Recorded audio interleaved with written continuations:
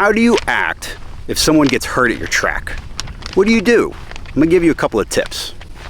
Hey guys, Arden Ballard here, physician assistant, athletic trainer with Crash Cart and Whiskey Throttle Media.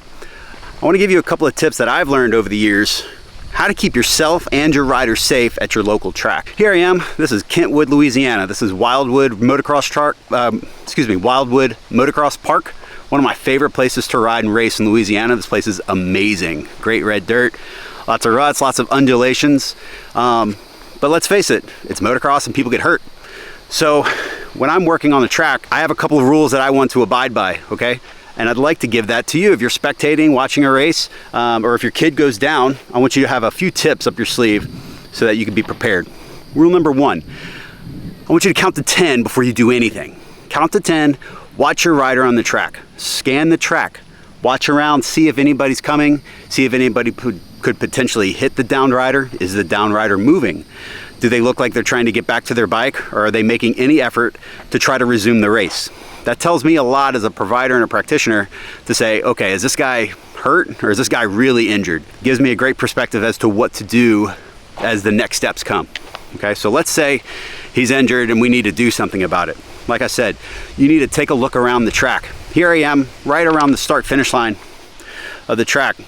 And as you see, the run-up to the start-finish line is blind. So if somebody goes down in this very high-speed section of the track, they're not gonna see them until they're up in the air. And so they're not gonna see you either until they're up in the air. You remember James Stewart, Colorado, the photographer? Don't be that guy. Now, ideally, there's a flagger. If there's a flagger up there, or in this case, Wildwood Motocross Track has the cautions LED lights, so they can flip those on and make sure they don't jump. But if you don't have a flagger, if you don't have the cautions LED lights, use other riders to your advantage, okay? We're all a family, we're all a community here. So if you see another rider, tell them to go to the other side of that jump over there and slow people down, okay? In the pros, we actually use the bike of the injured rider to guard and protect them from getting injured. I'd rather a bike hit another bike than a bike run over a downed rider. If you're there, if you're the first person on the scene of an injured rider, don't touch them, don't move them, don't take their helmet off. Assess and ask if they're okay. Hey buddy, are you all right? Is everything okay?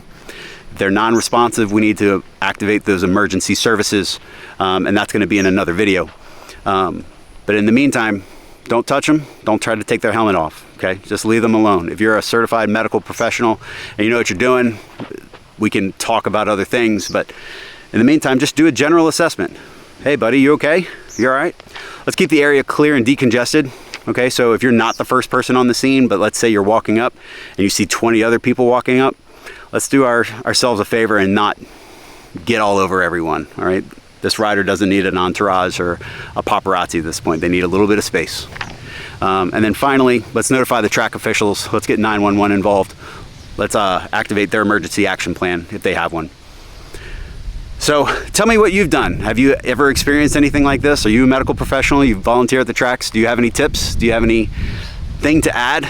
Let's talk about it. I'd love to hear it. Again, this is Arden Ballard with Whiskey Throttle's Crash Cart. Talk to you later.